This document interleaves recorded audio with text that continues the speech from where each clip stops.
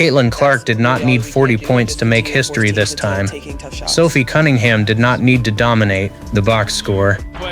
And Indiana did not need a last-second miracle. The Fever simply walked into a matchup with one of the most talented teams in the league, scored 106 points, beat New York by 14, and somehow turned an ordinary August game into another night full of records, record extensions, and warning signs for the rest of the WNBA. The headline says 10 records, but there is an important distinction. Not every one of those 10 marks was a brand new league record created in 40 minutes. Some were WNBA records Clark extended. Some were season records Mitchell pushed further. Some were historic Fever team marks that this offense continues to build on. And some were milestones that explain why Indiana suddenly looks much more dangerous than it did earlier in the season. The real story is not the number 10 by itself. It is how many different ways this team is rewriting expectations at the same time. Start with the final score. Indiana 106, New York 92. That score matters because New York is not some rebuilding team Indiana was supposed to overwhelm. The Liberty are still built around Brianna Stewart, Sabrina Ionescu, and Jonquel Jones, and they entered this stretch thinking about championship positioning. Indiana did not beat them by surviving. Indiana beat them by forcing New York to spend most of the night chasing an offense that kept creating the wrong defensive decision. Kelsey Mitchell started the pressure. She scored 28 points, with 20 of them coming before halftime. That changed the game before Clark had to force anything. When Mitchell gets going that early, New York cannot load up on Clark every possession. A second defender cannot shade toward the ball as aggressively because Mitchell is already punishing single coverage. That is the first reason Indiana's offense looked so clean. The Liberty had to choose which elite guard they wanted to make uncomfortable, and every answer created a different problem. Then came the three-point avalanche. Indiana finished 16 of 24 from deep. In the first half alone, the Fever went 11 of 14 from three. That is not normal hot shooting. That is a defense being stretched to the point where every closeout becomes late, every help rotation becomes risky, and every possession starts to feel like one mistake away from another open look. That shooting is where Sophie Cunningham becomes more important than her raw scoring total might suggest. Cunningham has become one of the league's most dangerous high-volume floor spacers this season. She does not need 15 shots to change a game. She needs defenders to believe that leaving her alone for half a second is a mistake. Once that belief is established, the geometry of the entire floor changes. New York could not comfortably send help toward Clark because Cunningham was waiting on the weak side. It could not overreact to Mitchell's drives because another shooter was ready to punish the rotation, and it could not simply switch everything and live with the mismatch because Indiana kept moving the ball until the weakest defender was forced into the hardest decision. That is why Cunningham's season has become such an interesting part of the Fever story. A year ago, many people viewed her mostly through the lens of energy, physicality, and personality. This season, the basketball case is much sharper. Her value is spacing. Her value is quick decisions. Her value is making the stars around her harder to guard. And that brings us to Caitlin Clark. Clark finished with 22 points and 10 assists, which sounds almost routine by her standards. It should not. That stat line created another entry in a record book she already owns. Clark broke her own single-season WNBA record for games with at least 20 points and 10 assists. That is, mark number 1. The important phrase is her own record. She is no longer chasing someone else's historical benchmark in this category. She is moving the benchmark further away from everyone else. The second mark is the career version of the same achievement.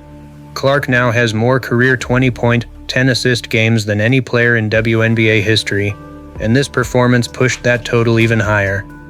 Think about the players who have spent more than a decade running WNBA offenses. Think about the Hall of Fame, point guards who built careers around creating shots for themselves and everyone else. Clark reached the top of that category before completing her third professional season. The third major record from the night came through double-doubles.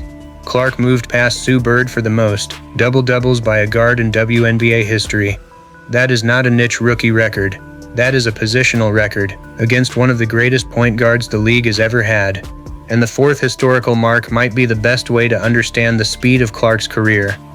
She became the fastest player in WNBA history to reach 1,600 points, 600 assists, and 400 rebounds, 3 categories: scoring, playmaking, and work on the glass.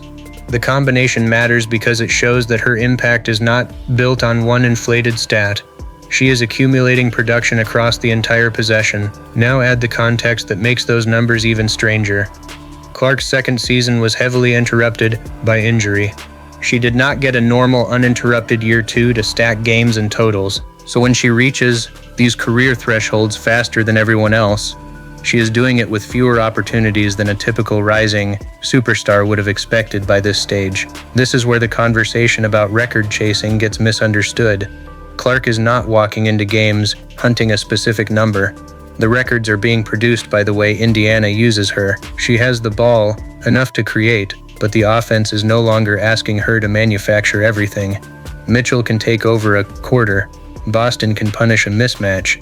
Cunningham can stretch the floor.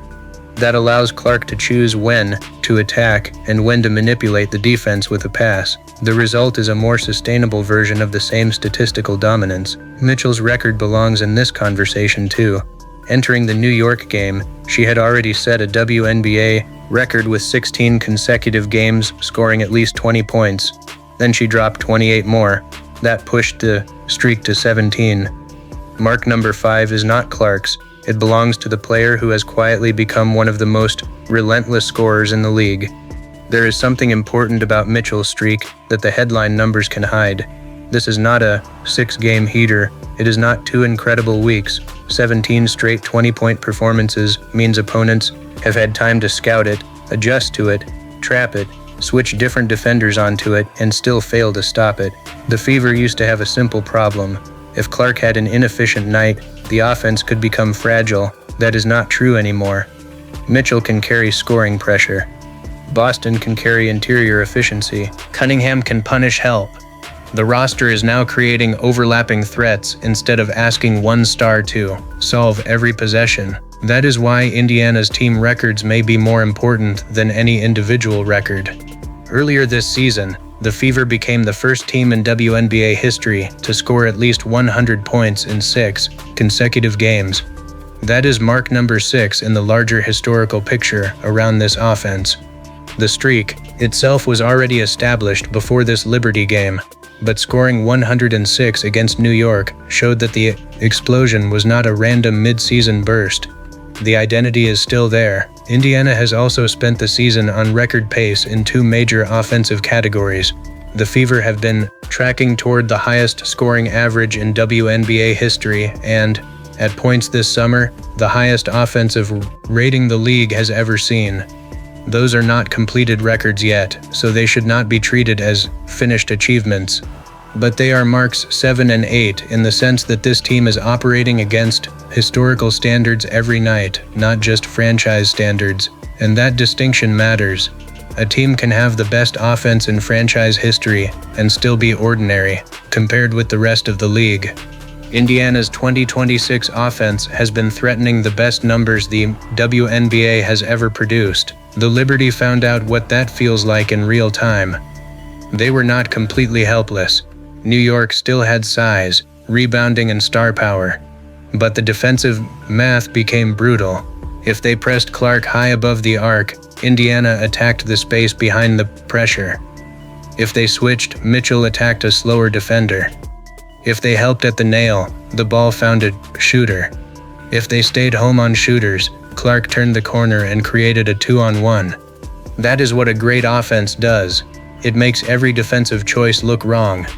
New York's injuries also matter here. The Liberty were missing important perimeter size and defensive versatility, including Leonie Fiebig and Satu Sabali. That does not erase Indiana's performance, but it is part of the reason the Fever found so many clean looks. The honest version of the story is stronger than the exaggerated one. Indiana destroyed the defense that was actually in front of it, while New York was not, operating with its ideal personnel. There is another correction worth making. This was not New York's worst loss of the season. Indiana had already beaten the Liberty by 20 points in July. That actually makes the current story more interesting. This was not one weird matchup that caught New York by surprise. Indiana has now shown more than once that its offensive style can create serious problems for the Liberty.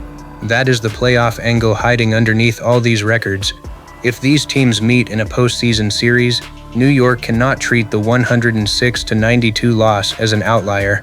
It has to find an answer for Mitchell's first quarter pressure, Clark's passing angles, Boston's interior presence, and the spacing Cunningham provides. One game can be dismissed.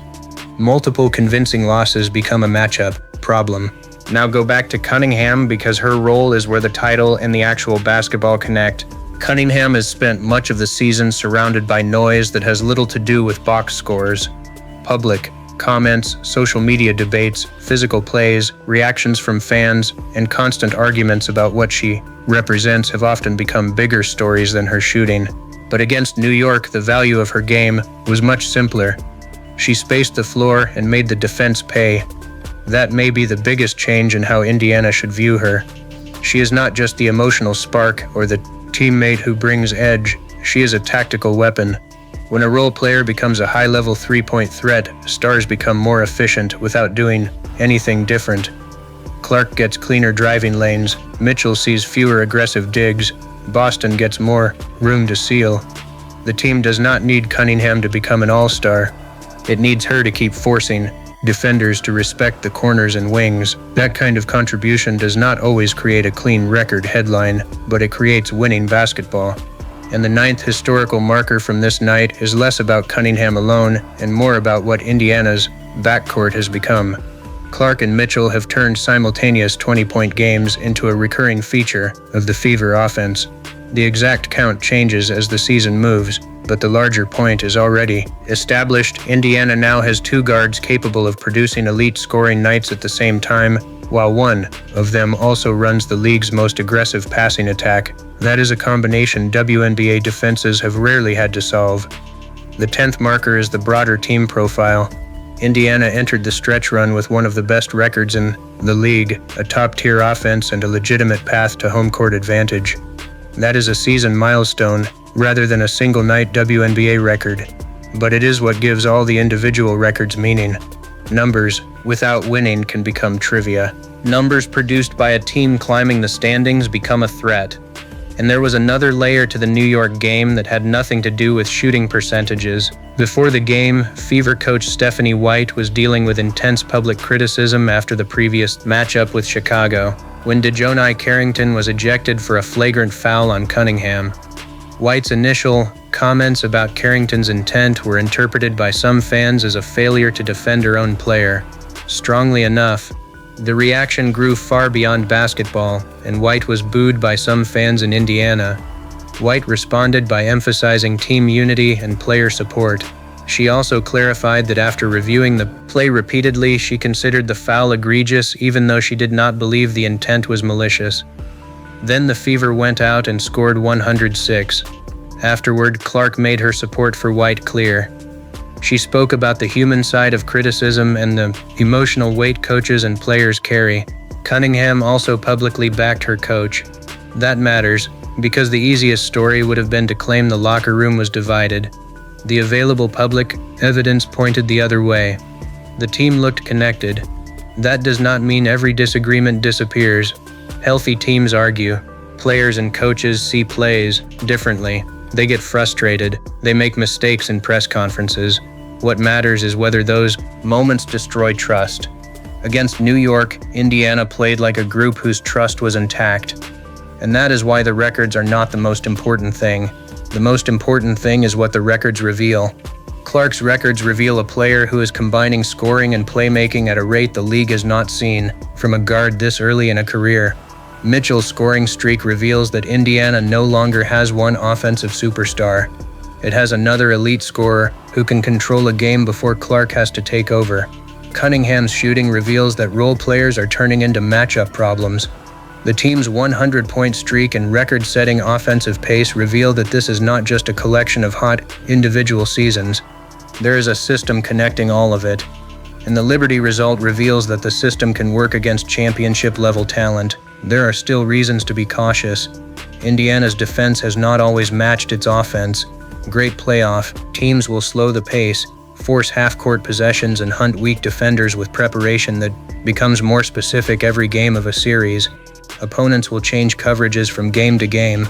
Shooting variance can turn a 16 of 24 three-point night into a 7 of 24 night very quickly.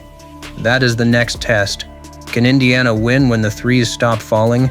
Can it defend well enough when an opponent forces the game into the 80s? Can Clark control the possession battle without turnovers becoming the story? Can Mitchell keep generating efficient offense when teams trap her earlier? Can Cunningham remain a threat when scouting reports are built specifically to run her off the line? Those questions are why the final weeks of the season matter more than the record graphics.